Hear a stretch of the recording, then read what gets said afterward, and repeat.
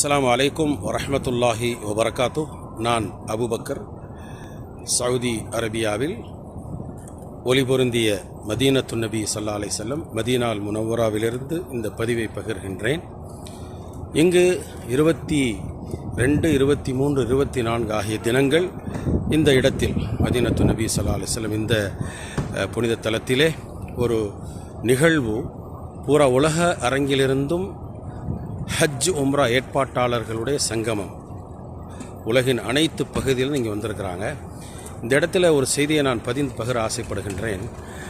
அதாவது கடந்த சில தினங்களுக்கு முன்பதாக நம்முடைய நாட்டு பிரதமர் உண்மைக்கு புறம்பான ஒரு செய்தியை மக்கள்கிட்ட பரப்பிட்டு இருக்கிறாரு. நான் அந்த செய்தி பல செய்திகள் சொல்லியிருக்காரு. நான் சம்மந்தப்பட்டிருக்கக்கூடிய செய்தியை மட்டும் சொல்லி உண்மைக்கு புறம்பானதென்று இந்த இடத்திலே நான் பதிவிருக்கின்றேன். அதாவது புனித ஹஜ்ஜுடைய அந்த விசாக்கள், ஹஜ்ஜுக்கு வரக்கூடிய அந்த புனித பயணிகளுடைய எண்ணிக்கை இவர் அதிகரித்ததாகவும், அத்தோடு சிறப்பு ஏற்பாடுகள் இவர் சொல்லிதான் சவுதி அரசாங்கம் செய்ததாகவும் பரவலாக பேசிகிட்டு இருக்கிறாங்க. அது உண்மைக்கு புறம்பானது. ஏனென்றால் சவுதி அரசாங்கத்தை பொறுத்த வரைக்கும் புற உலகத்திற்கும் ஹஜ்ஜுடைய விசாக்கள் கொடுக்குறாங்க. அந்தந்த நாட்டுடைய மக்கள் தொகைக்கு தோதுவாக வருடம் அதை அதிகரித்து கொடுத்துட்டு இருக்கிறாங்க.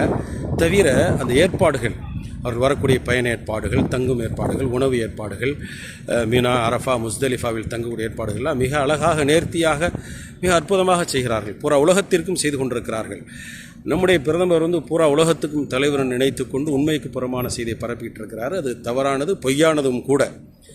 சவுதி அரசாங்கம் தான் அந்த விசாவை கொடுக்குது, எல்லா நாட்டுக்கும் கொடுக்குறாங்க, இந்தியாவுக்கு மட்டும் இல்லை. இப்போ சவுதி அரசாங்கத்திற்கு நன்றியை தெரிவித்துக் கொள்கிறோம். உண்மைக்கு புறம்பான செய்திகளை எல்லாத்துலேயும் சொல்கிற மாதிரி இந்த விஷயத்தில் நீங்கள் சொல்லக்கூடாது என்று உங்களுக்கு இந்த செய்தியை நான் பதிந்து பகிர்கின்றேன். முஸ்லிம்களாகிய நீங்கள் மற்ற நடுநிலையான இருக்கக்கூடிய மற்ற சகோதரர்களும் இந்த செய்தியை தெரிஞ்சுக்கிறணும். உண்மை செய்தியை, உண்மை தகவலை புரிஞ்சுக்கிறணும். பொய்யான செய்திகளை நீங்கள் நம்பக்கூடாது, நம்ப மாட்டீங்க. உண்மைக்கு புறமான செய்தி என்று மீண்டும் மீண்டும் சொல்லி இந்த இடத்தில் அதை பதிந்து பகிர்கின்றேன். அஸ்ஸலாமு அலைக்கும் வரஹ்மத்துல்லாஹி வபரகாத்து.